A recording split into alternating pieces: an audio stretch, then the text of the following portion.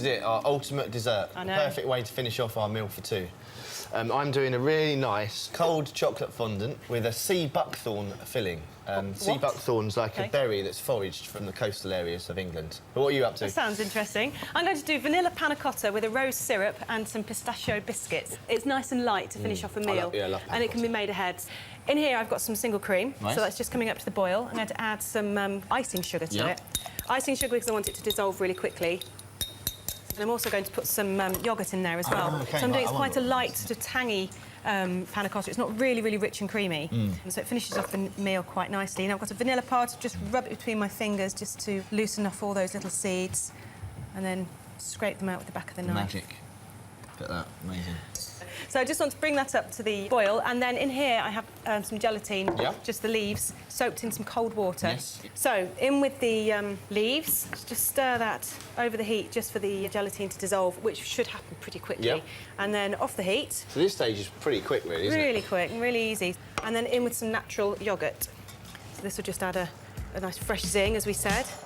Jo then strains the panna cotta mix through a sieve to get rid of any lumps before pouring into oiled moulds and placing in the fridge to set for at least a couple of hours or ideally overnight. She then starts her rose syrup by adding caster sugar and rose water to a pan. And just let it bubble away until it just has a nice syrupy consistency. And I'm going to add some red food colouring. Right. Just to give it that nice hint of colour, otherwise it just seems pointless. You know it's going to be rose if it's got colour in there. Food colouring, everyone says food colouring is a terrible thing to use, but every now and then, in the right thing, it's fine, exactly. isn't it? You've got it. It's sort of enjoying it at the right times, really. So long as you don't put too much in. Yeah. Once Jo's syrup has simmered and reduced, it's done. Time for Mark to get on with his ultimate cold chocolate fondant, and he's starting with the unusual fruity filling. This is the buckthorn juice.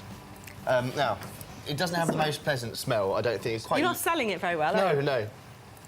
It's got a yeasty smell. Yes. But, I mean, the colour's fantastic. And it's a wild berry. It grows... Wow. It's mega sharp. You couldn't eat that as it is. Apparently, this is really, really, really high in vitamin C, way beyond orange juices. Sea buckthorn is also referred to as sea berry and grows wild along coastal areas. You can buy the juice online, or you could use passion fruit juice.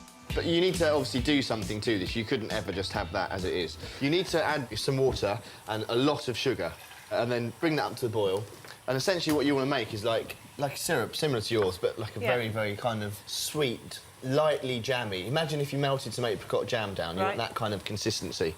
Mark then adds a little pectin, a setting agent often used in jam making. So that's what's going to be thickening my sauce, essentially. The sea buckthorn will form the centre of Mark's cold fondant, so once the juice has simmered and thickened slightly, it needs to be transferred into a freezer container. It smells different again when it's warm. It does smell different, and now it smells really fruity and actually really palatable. I don't have that sort of smell of the brewery now. Right, so I put this into the freezer. With his juice freezing to a sorbet, Mark's attention turns to the base of his dessert. He starts by melting white chocolate with cocoa butter, which is available from specialist shops, or you could use standard butter. It's like the ultimate cheesecake base, basically. It's really, really delicious. The crispy part, instead of biscuits, I'm using what's called feuilletine. You can use cornflakes as a substitute. And basically, this is a buttery biscuit from Brittany, OK?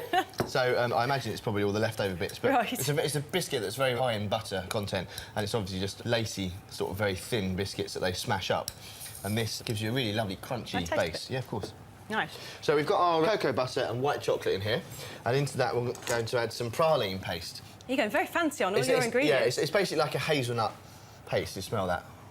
You know, you could use like a hazelnut spread if you can't get this. OK, stupid question. Would you use smooth peanut butter? No.